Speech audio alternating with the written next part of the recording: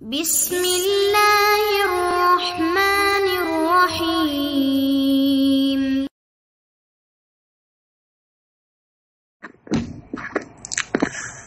الحمد للہ رب العالمین الرحمن الرحیم مالک یوم الدین واشهد ان لا الہ الا اللہ وحدہ لا شریک لہ واشهد ان محمدا عبدہ ورسولہ. اما بعد، معزز حاضرین،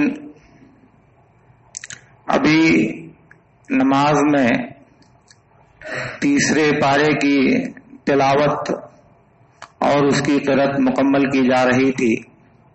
اسے سنتے ہوئے اس پارے میں بہت سے موضوعات اور بہت سے مضامین کا تذکرہ اللہ رب العالمین نے کیا ہے. سب سے پہلے نمبر پر رسولوں کے مقام و مرتبہ اور ان کا باہم ایک دوسرے سے افضل اور ایک کے درجے کا دوسرے کے درجے سے بڑا اور عظیم ہونا ہے. دوسرے نمبر پر اللہ رب العالمین نے اپنی عظمت اور بڑائی کا ذکر کیا ہے، اور اس کے بعد آیت الکرسی ہے جو مطلق طور سے قرآن کی سب سے عظیم اور سب سے افضل آیت ہے، جس میں اللہ کی وحدانیت کا اور اللہ کے بعض اسماء حسنہ اور بعض صفات عالیہ کا تذکرہ ہے. اس کے بعد اس بات کی وضاحت ہے کہ اسلام میں کسی پر زور و زبردستی نہیں کی جاتی، اور جس کا جی چاہے وہ اسلام میں داخل ہو. زبردستی کسی کو اسلام میں داخل کرنا یہ اللہ رب العالمین کا حکم نہیں ہے. اس کے بعد اللہ رب العالمین نے وضاحت کیا ہے کہ ہدایت دینا صرف اور صرف اللہ رب العالمین کا کام ہے، اس کے علاوہ کوئی آدمی انسانوں کو ہدایت نہیں دے سکتا. اور پھر اس کے بعد اللہ رب العالمین نے اس بات کی وضاحت کیا ہے کہ عزت اور ذلت کا مالک وہی ہے. عزت دینا یا کسی انسان کو ذلت سے نوازنا یہ اللہ رب العالمین ہی کا کام ہے، اس کے علاوہ کوئی دوسرا یہ کام نہیں کر سکتا. اس کے بعد اللہ رب العالمین نے دو انبیاء کا تذکرہ کیا ہے، ایک عیسیٰ علیہ السلام کی پیدائش اور پھر ان کے بعض معجزات کا، اور دوسرے ابراہیم علیہ السلام اور ان کے بعض معجزات کا، اور پھر دو بزرگوں کا تذکرہ کیا اللہ رب العالمین نے. ایک تو زکریا، یہ زکریا پیغمبر نہیں ہے کیونکہ جو پیغمبر تھے وہ بہت پہلے ہیں. وہ زکریا جو مریم کی کفالت کر رہے تھے، یہ ایک بزرگ آدمی ہیں جو بعد میں پائے جا رہے تھے.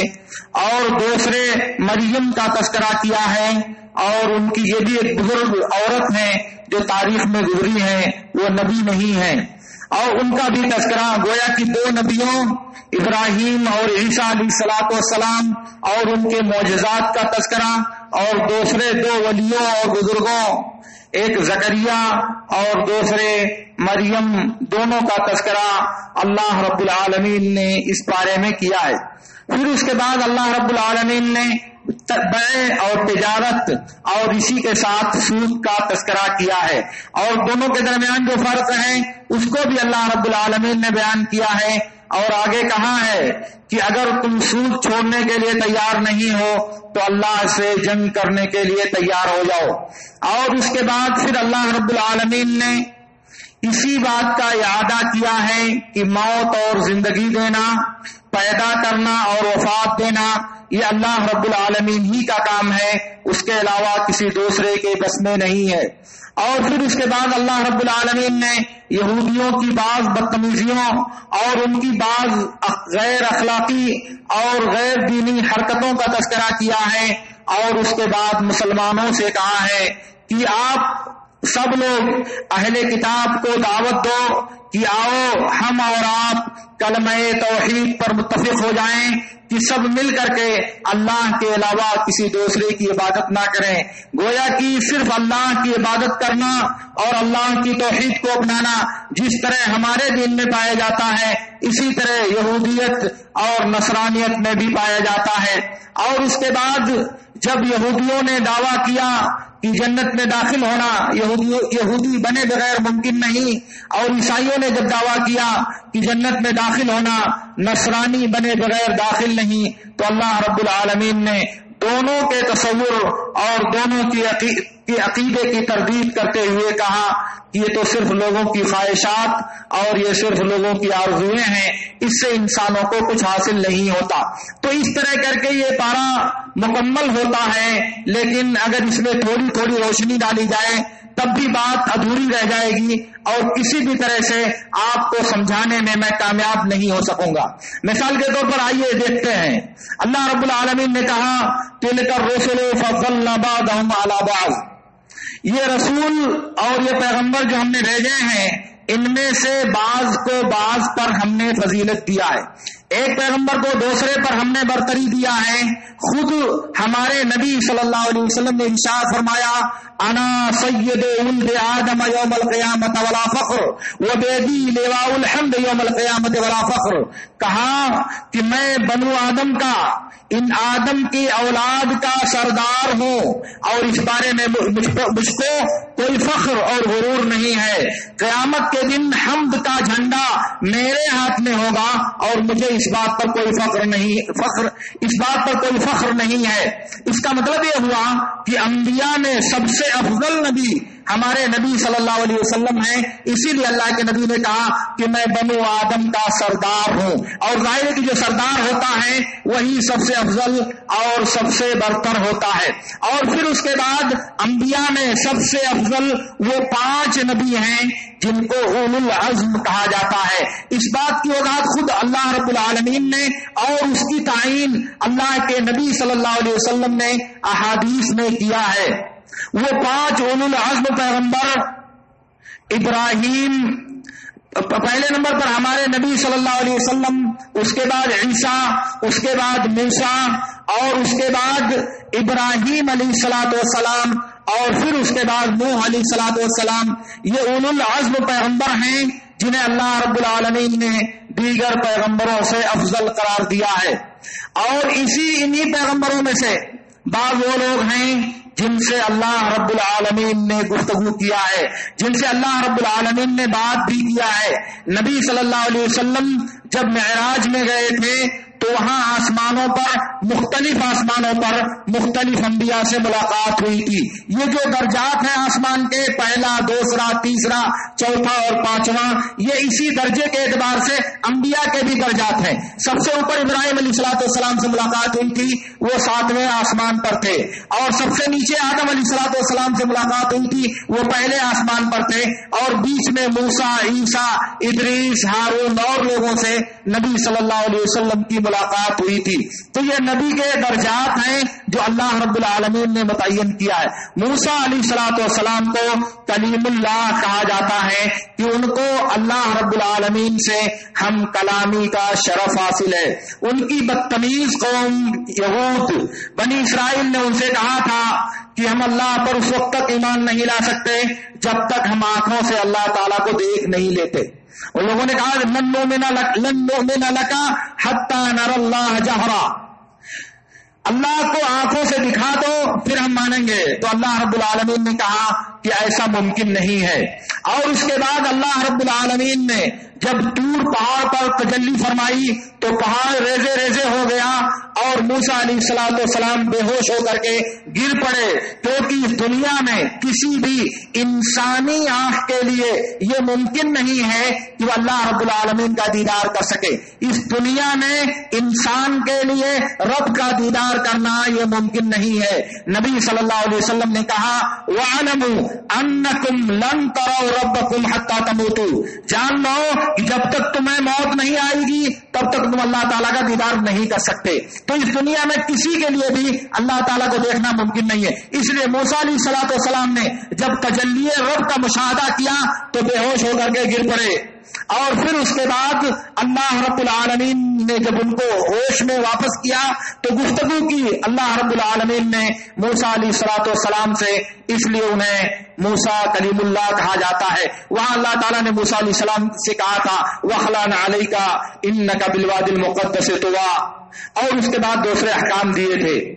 یہاں اللہ رب العالمین نے کہا وَمِنْهُمْ مَنْ كَلَّمَ اللَّهُ، بعض لوگوں سے اللہ تعالیٰ نے گفتگو کیا ہے، لیکن دیگر کچھ لوگ مانتے نہیں کہ اللہ تعالیٰ انسان سے بات کر سکتا ہے، اس لیے وہ کہتے ہیں وَمِنْهُمْ مَنْ كَلَّمَ اللَّهُ، کچھ لوگ ہیں جنہوں نے اللہ سے بات کیا، اللہ نے بات نہیں کیا۔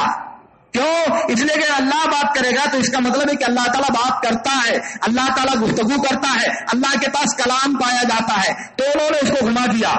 اللہ نے بات نہیں کیا بلکہ اللہ سے کچھ لوگوں نے بات کیا۔ یہ ایک عقیدہ اور ایک فکر ہے جو دنیا میں چلتی ہے۔ کیوں؟ اس لیے کہ جب ہم یہ مانیں گے کہ اللہ تعالیٰ گفتگو کرتا ہے، بات کرتا ہے، تو اس سے لازم آئے گا کہ اللہ کے پاس منہ ہے، اللہ کے پاس زبان ہے، اللہ کے پاس ہونٹ ہے، اور جس کے پاس منہ، زبان اور ہونٹ ہو وہ مخلوق ہوتی ہے، اس لیے معلوم ہوگا کہ اللہ تعالیٰ بھی مخلوق ہے، اس لیے اللہ تعالیٰ بات نہیں کر سکتا۔ معتزلہ نے کہا کہ اللہ تعالیٰ بات نہیں کر سکتا، جتنی آیتیں ہیں سب کو انہوں نے انکار کر دیا۔ اسی لیے عبداللہ بن طاہر جو خراسان کا امیر تھا، وہ بقرعید کے دن ذوالحجہ کو ممبر سے خطبہ دے رہا تھا، اور خطبہ دینے کے بعد ممبر پر انہوں نے کہا کہ یہ بشر مریسی اللہ تعالیٰ اس کو غارت کرے، یہ کہتا ہے کہ اللہ تعالیٰ نے ابراہیم علیہ الصلوۃ والسلام کو خلیل نہیں بنایا، موسیٰ علیہ الصلوۃ والسلام کو کلیم نہیں بنایا، اور اللہ کی صفات کا انکار کرتا ہے۔ اس کے بعد وہ اترے ممبر سے اور اس کو وہیں ممبر عیدگاہ میں اس کو ذبح کر دیا چھری سے، کیونکہ وہ اللہ کا دشمن اللہ کی صفات کا انکار کر رہا تھا۔ تو میں کہنا یہ چاہ رہا تھا کہ اللہ کی صفات کا انکار کرنے کے لیے اور اللہ کے کلام کا انکار کرنے کے لیے لوگوں نے اس آیت کو غلط طرح سے پڑھنے کی کوشش کیا۔ وَكَلَّمَ اللَّهُ موسیٰ کے بجائے وَمِنْهُمْ مَنْ كَلَّمَ اللَّهُ کے بجائے وَمِنْهُمْ مَنْ كَلَّمَ اللَّهُ، کچھ لوگ ایسے ہیں جنہوں نے اللہ سے گفتگو کیا۔ ہمارے یہاں یہ جو اشاعرہ اور ماتریدیہ کا طبقہ پایا جاتا ہے، جس میں دنیا کے تمام احناف اور دنیا کے تمام شافعی سب شریک ہیں، اس میں سب کا ماننا یہ ہے کہ اللہ تعالیٰ بولتا تو ہے لیکن اس میں آواز نہیں ہوتی، بولتا تو ہے لیکن اس میں گفتگو نہیں ہوتی۔ حالانکہ یہ ایسا معنی ہے جو معنی انسانی استعمال میں، انسانی لغت میں اور عربی زبان میں موجود ہی نہیں ہے سرے سے، کیونکہ گفتگو اللہ کے خالق ہونے کے شایان شان ہے۔ ہم انسانوں کی گفتگو، ہم انسانوں کی اپنی گفتگو کے شایان شان ہے۔ جانور کی گفتگو، جانور بولتا ہے، جانوروں کی گفتگو اس کی اپنے شایان شان ہے۔ جمادات اور نباتات، پیڑ اور پودوں کی گفتگو وہ ان کے اپنے شایان شان ہے مخلوق کے اعتبار سے، یعنی وہ مخلوق ہے، مخلوق جیسی گفتگو کرتے ہیں۔ ہم انسان ہیں، انسان جیسی گفتگو کرتے ہیں۔ وہ خالق ہے، رب العالمین ہے، وہ خالق جیسی گفتگو کرے گا، اس کی گفتگو ہم انسانوں کی گفتگو کی طرح نہیں ہو سکتی۔ خود دنیا میں آپ دیکھیے، بخاری اور مسلم کی ایک روایت میں ہے، اللہ کے نبی صلی اللہ علیہ وسلم نے کہا انی لعارف حجرا بمکہ کان یسلم علی اذا امر علی، مکہ میں ایک پتھر کو میں ابھی بھی پہچانتا ہوں، جب میں اس کے پاس سے گزرتا تھا تو وہ سلام کرتا تھا۔ پتھر کے پاس زبان ہوتی ہے، پتھر کے پاس منہ ہوتا ہے، پتھر کے پاس حلق ہوتی ہے، مگر وہ بولتا تھا، نبی کو سلام کرتا تھا اور نبی صلی اللہ علیہ وسلم اس کو سنتے تھے۔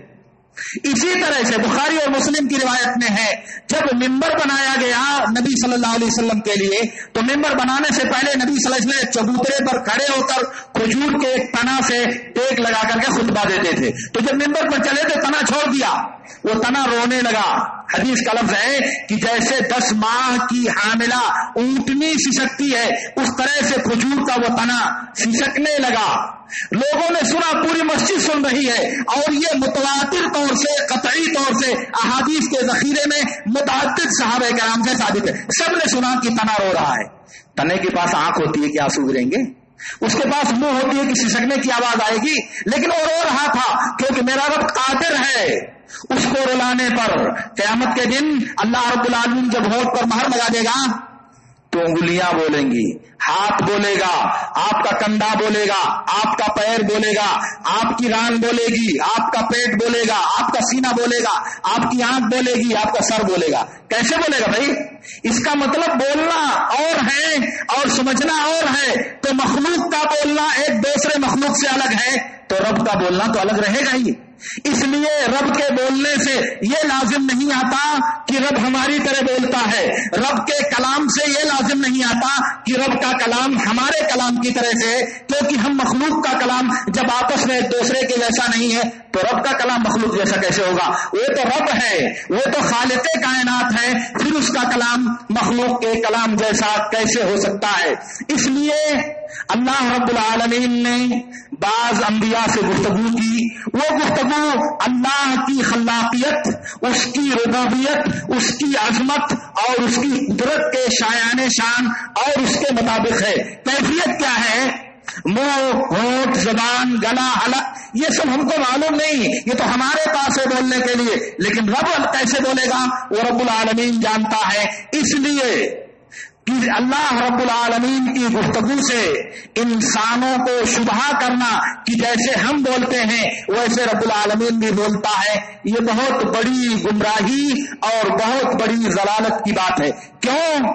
اس لیے کہ جو آدمی یہ تصور کرتا ہے کہ اللہ کی گفتگو ہماری گفتگو جیسی ہے، وہ پہلے نمبر پر شرک کرتا ہے۔ شرک یہ کرتا ہے کہ خالق اور مخلوق کو برابر سمجھتا ہے۔ ہم بھی بولتے ہیں، اللہ تعالیٰ بھی بولتا ہے، تو جب دونوں بولتے ہیں تو ہم مخلوق ہیں، اس لیے اللہ تعالیٰ بھی مخلوق ہوگا۔ گویا کہ پہلے اس نے خالق کو مخلوق کی طرح اور اس کے برابر سمجھا، تبھی تو کہا کہ ہم بولتے ہیں تو ہم مخلوق ہیں، وہ بھی بولتا ہے تو اس کا مطلب وہ بھی مخلوق ہوگا، حالانکہ وہ خالق ہے، وہ مخلوق نہیں ہے۔ مخلوق کے بولنے سے اور مخلوق کے حادث اور فانی ہونے سے خالق کا فانی ہونا لازم نہیں آتا۔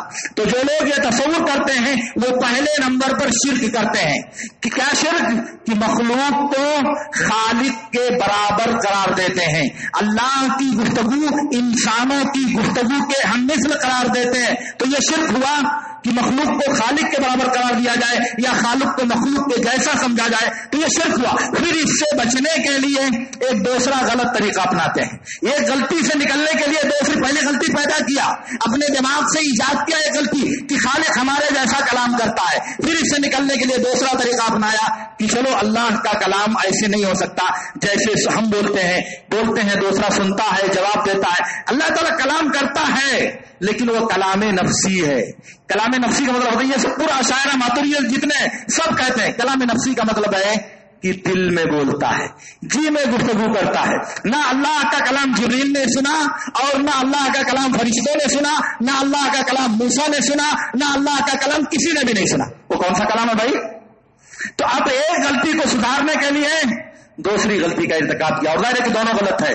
سیدھی بات ہے، اللہ نے کہا کہ میں نے بات کیا، بالکل اللہ سچا ہے اور اللہ نے بات کیا۔ بات کا جو معنی، کلام کا جو مفہوم ہم سمجھتے ہیں وہی معنی اللہ تعالیٰ نے مراد لیا ہے، ورنہ اللہ تعالیٰ ایسی گفتگو کرے جو انسان نہ سمجھتا ہو، جو لغت میں موجود نہ ہو، تو قرآن تو پہلے کی کتاب بن جائے گی نا۔ یہ قرآن تو ہماری ہدایت اور رہنمائی کے لیے آیا ہوا، اور آپ کہتے ہو ہماری سمجھ میں نہیں آتا۔ تو جب قرآن سمجھ میں نہیں آئے گا تو اس کو نازل کرنے کا فائدہ، اس سے نصیحت حاصل کیسے کی جائے گی؟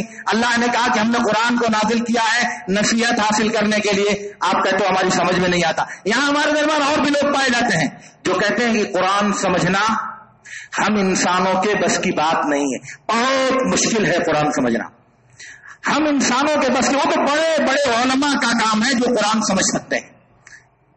اگر قرآن بڑے بڑے علماء کے لیے نازل ہوا ہے اور ان بڑے بڑے علماء کا دروازہ 4 صدی ہجری سے بند ہو گیا ہے، 4 صدی ہجری کے بعد بڑے علماء پیدا کرنا اللہ تعالیٰ نے بند کر دیا ہے، کیونکہ اجتہاد کا دروازہ 4 صدی ہجری کے بعد تالا چڑھ گیا، اس پر کوئی نہیں آ سکتا۔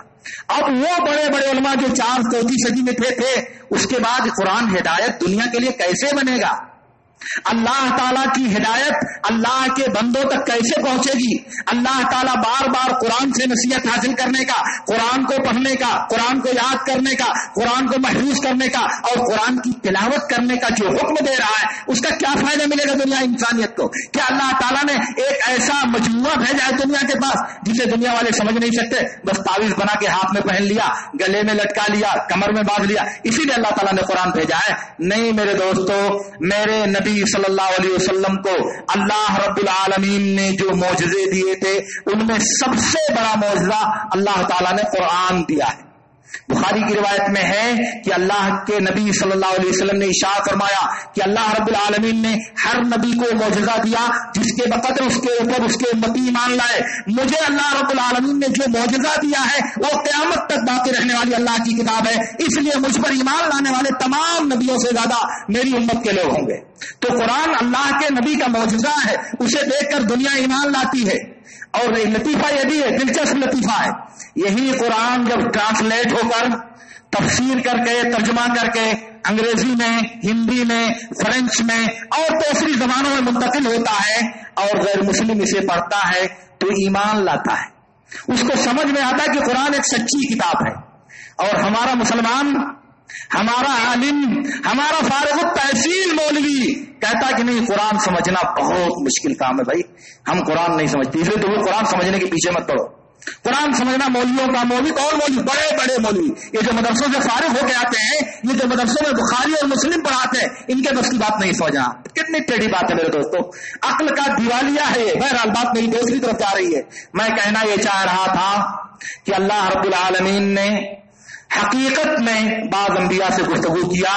یہ گفتگو اللہ کی خلاقیت، اس کی ربوبیت اور اس کی قدرت کے شایان شان ہے۔ اس کی گفتگو ہماری گفتگو کی طرح سے نہیں ہو سکتی کیونکہ وہ خالق ہے اور ہم مخلوق ہیں۔ خالق مخلوق کی طرح ہو جائے یا مخلوق خالق کی طرح ہو جائے ایسا نہیں ہو سکتا۔ خود مخلوقات میں یہ فرق پایا جاتا ہے، خود مخلوقات کی گفتگو میں یہ فرق موجود ہے۔ انسان کی انسان سے گفتگو، جانور کی گفتگو، پیڑ پودوں کی گفتگو، یہ سب موجود ہے۔ میں کہنا چاہ رہا تھا کہ ایک مرتبہ اللہ کے نبی صلی اللہ علیہ وسلم مکہ میں غمزدہ ہو کر بیٹھے ہوئے تھے، بہت ستایا تھا اس دن نبی صلی اللہ علیہ وسلم کو مشرکین نے۔ انس بن مالک رضی اللہ تعالیٰ عنہ کہتے ہیں، اور یہ بات بسند صحیح ثابت ہے ابو اعلیٰ وغیرہ میں، کہ جبریل علیہ الصلوۃ والسلام آئے، کہا کہ بہت غمزدہ دکھائی دے رہے ہو، کوئی نشانی، کوئی آیت، کوئی معجزہ دکھاؤ۔ کہا ہاں۔ کہا وہ دور جو پہاڑ، وہ جو درخت دکھائی دے رہا ہے، دور میں جو درخت دکھائی دے رہا ہے آپ اس کو بلاؤ۔ آپ نے اس کو آواز دیا، وہ چل کر کے نبی صلی اللہ علیہ وسلم کے سامنے آ کر کھڑا ہو گیا۔ درخت نے سنا اور آیا، اور پھر اس کے بعد جبریل نے کہا کہ اس سے کہو کہ وہاں واپس چلا جائے۔ پھر نبی صلی اللہ علیہ وسلم نے اسے حکم دیا کہ تم یہاں سے واپس چلے جاؤ، اور وہ درخت پھر جیسے آیا تھا ویسے ہی اپنی جگہ پر واپس چلا گیا۔ پھر اللہ کے نبی صلی اللہ علیہ وسلم سے جبریل علیہ الصلوۃ والسلام نے کہا اور کوئی نشانی چاہیے؟ کہا نہیں بس کافی ہے۔ کہا نہیں بس کافی ہے۔ ایک دوسری روایت ہے بخاری اور مسلم کی، جابر بن عبداللہ رضی اللہ تعالیٰ عنہ کہتے ہیں کہ ایک مرتبہ اللہ کے نبی صلی اللہ علیہ وسلم کے ساتھ میں گیا، آپ قضاء حاجت کے لیے گئے، اپنی ضرورت پوری کرنے کے لیے گئے۔ میں نے دیکھا کہ دور تک کوئی چھپنے کی جگہ نہیں ہے، آڑ لینے کی جگہ نہیں ہے، تو لوٹا پانی دے کر کے میں پیچھے ہٹایا کہ کہیں اللہ کے نبی صلی اللہ علیہ وسلم حجاب نہ محسوس کریں۔ تو اللہ کے نبی صلی اللہ علیہ وسلم آگے چلے گئے تو ایک درخت وہاں تھا، اس کو کہا کہ تم ادھر آؤ۔ دوسرا درخت ادھر تھا، اس کو کہا تم ادھر آؤ۔ دونوں اکٹھا ہو گئے تو اللہ کے نبی صلی اللہ علیہ وسلم نے کہا التئم علیہ، تم دونوں مل جاؤ، تم دونوں جڑ جاؤ میرے لیے۔ پھر آپ نے ان دونوں درختوں کی آڑ میں قضاء حاجت کیا، اس کے بعد فارغ ہو کر کے آئے اور ان دونوں درختوں کو اسی جگہ پر رہنے دیا۔ پھر اس کے بعد کہا کہ تم لوگ اپنی اپنی جگہ پر چلے جاؤ۔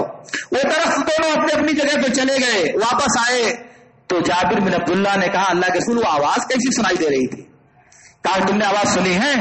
کہا ہاں، تو کہا کہ جاؤ اس درخت سے ایک لکڑی توڑ کے لاؤ اور اس درخت سے ایک لکڑی توڑ کر کے لاؤ اور لاؤ اس کو اس فلاں قبر پر نصب کر دو، کیونکہ اس کو عذاب کیا جا رہا ہے اور میں نے اللہ سے دعا کیا ہے، اللہ تعالیٰ نے میری دعا اس وقت تک کے لیے قبول کیا ہے جب تک یہ دونوں ٹہنیاں ہری رہیں گی۔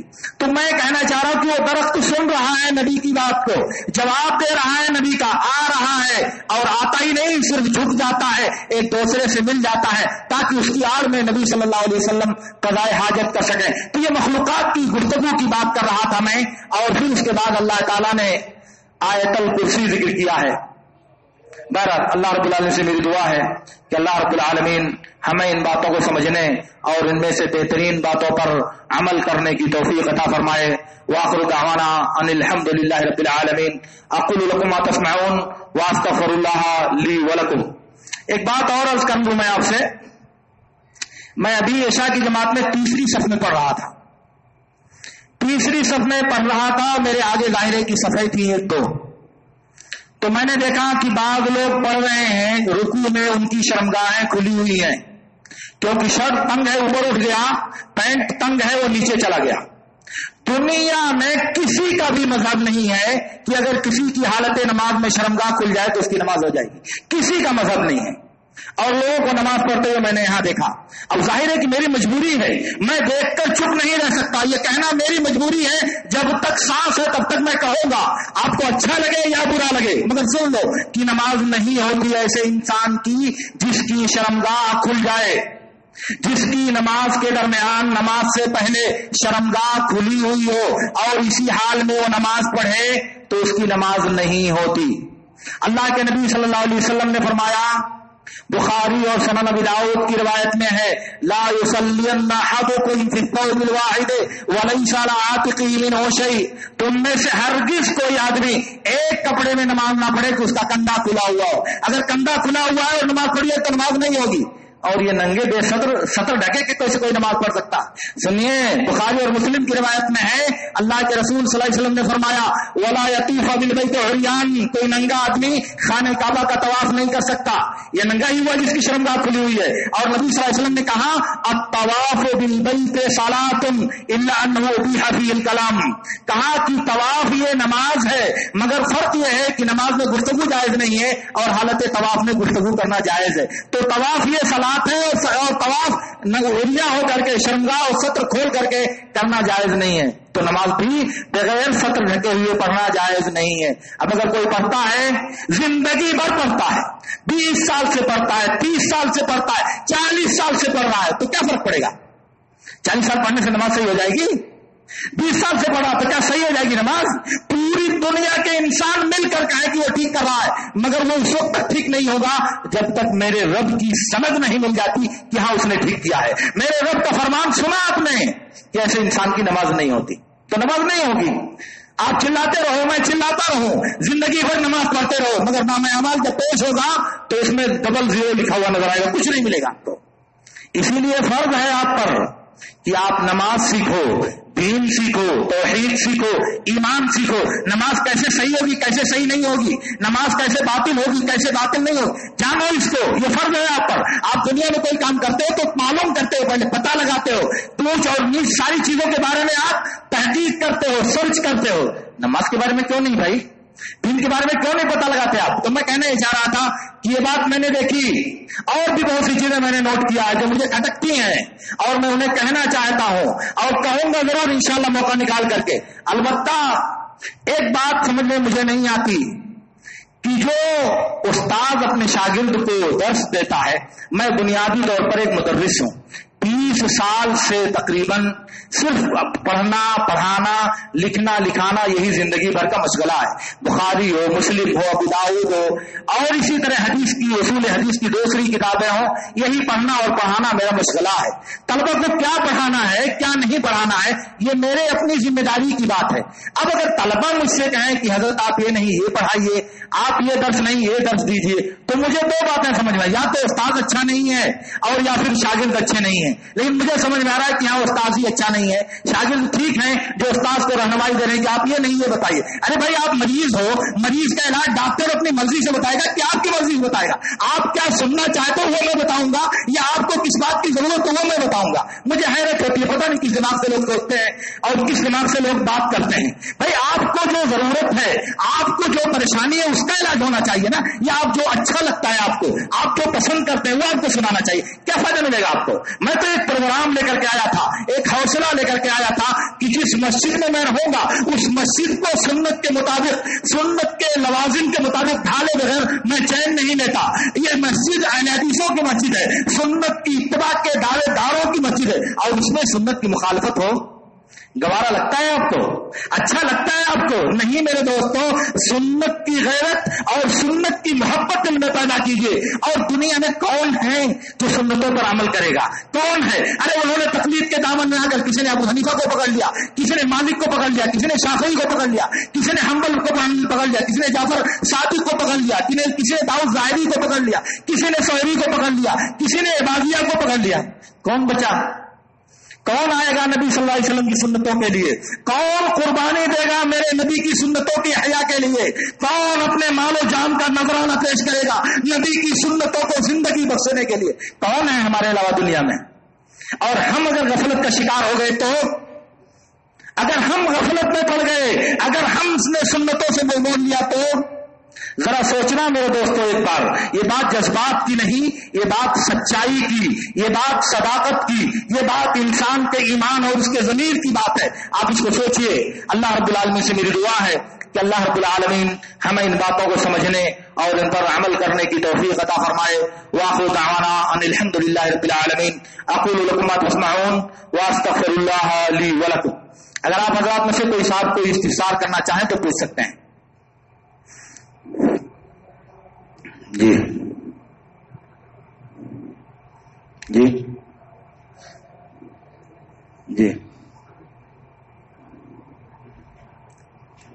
اب اس بات کرنے کی کیفیت تو معلوم نہیں ہے، بس تجلی دیکھا موسیٰ علیہ السلام نے بے ہوش ہو گئے. پھر وہ نور ہے، اس نور کی آواز آ رہی ہے جسے موسیٰ علیہ السلام نے سنا. پہلی وہی ہے جو اللہ تعالیٰ کو تجلی ہوئی تھی اور موسیٰ علیہ السلام نے وہاں دیکھا تھا. یہی پہلی گفتگو ہے موسیٰ علیہ السلام کی. اور اسی موقع سے اللہ تعالیٰ نے توریت لکھی ہوئی تختی وہ موسیٰ علیہ السلام کو دیا تھا. اسی موقع سے وہی پہلی وہی ہے، وہ پہلی وہی ہے. اسی موقع پہ اللہ تعالیٰ نے موسیٰ علیہ السلام سے گفتگو کیا ہے. تجلی اسی وقت پڑی تھی، وہی تجلی ہے. ہاں وہی ایک ہی مرتبہ ہے. موسیٰ علیہ السلام کو اللہ نے طور پر بلایا. ظاہر ہے کہ وہ اللہ اور موسیٰ کی گفتگو نہیں ہے، وہ فرشتے کی گفتگو موسیٰ علیہ السلام سے ہے. وہ جب طور پہ آئے، طور پہ اللہ جل وگر ہوا تو بے ہوش ہو گئے موسیٰ. اسی موقع سے اللہ اور موسیٰ کی گفتگو ہوئی ہے، جو موسیٰ کو ڈائریکٹ اللہ رب العالمین نے وحی کیا ہے، ورنہ انبیاء کے فرشتوں کے ذریعے تو آتی رہی ہے. جی ہاں جی جی ہوں ہوں ہوں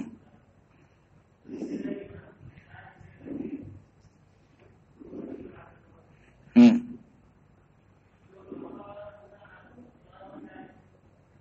ہوں. ابھی جو نفع آتا ہے 4 حصوں میں جو تقسیم کرتے ہیں اس میں شرط کیا ہوتی ہے؟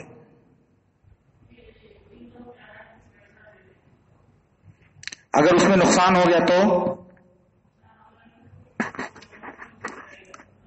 ہاں مطلب یہ ایک مضاربہ کی ایک شکل ہے جس کو عربی زبان میں شریعت میں مضاربہ یا مقارضہ کہا جاتا ہے. اس کو ہم لوگ اردو میں کہتے ہیں پیسہ دوسرے کا، محنت دوسرے کی. اس میں شرط یہ ہے کہ اگر نفع ہوتا ہے تو نفع میں دونوں یعنی مال کا مالک اور کام کرنے والا دونوں شریک ہوں گے، اور اگر نقصان ہوتا ہے تو نقصان صرف رب المال یعنی مالک کا ہوگا اور وہ مزدور کا اس میں کوئی پیسہ نہیں لگے گا، صرف محنت اس کی برباد ہوگی. اور اگر ایسا ہے تو یہ طریقہ درست ہے اور ایسا کرنا جائز ہے.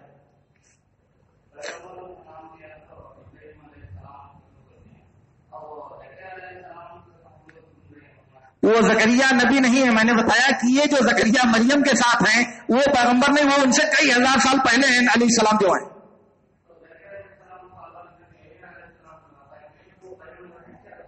نہیں، وہ زکریا نبی ہیں جنہیں اللہ تعالیٰ نے بھیجا تھا، لیکن اسی نام پر ان کو زکریا بعد میں رکھا تھا لوگوں نے نبی کے نام پر. جیسے اس زمانے میں لوگ محمد رکھتے ہیں، ابراہیم رکھتے ہیں، ویسے اس زمانے میں وہ زکریا نبی کے نام پر نام تھا. الگ الگ ہے، کئی سالوں کا فاصلہ، کئی صدیوں کا فاصلہ ہے. اور یحییٰ جو آپ کہہ رہے ہیں وہ بھی نبی ہیں. وہی کس کے والد؟ نہیں، یحییٰ علیہ السلام کے جو والد ہیں وہ نبی نہیں ہیں.